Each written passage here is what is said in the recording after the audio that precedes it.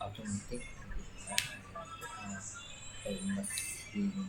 So I want to work in the automotive industry. My job will involve design, testing, and preparing in VI. I will also check system and solve technical problems. Sometimes I will work with a team to improve VI performance and safety. To become an automotive engineer, I need a degree in automotive engineering.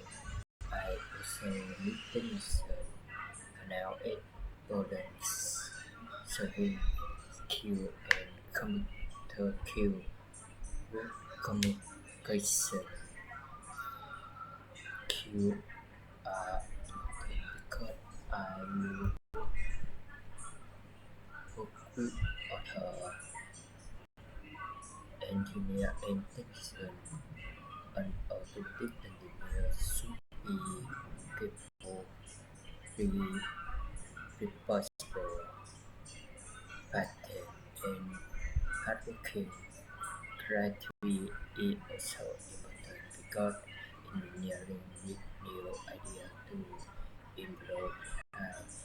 I expect at a safer work with a good salary and bonus. I hope to work in a professional environment.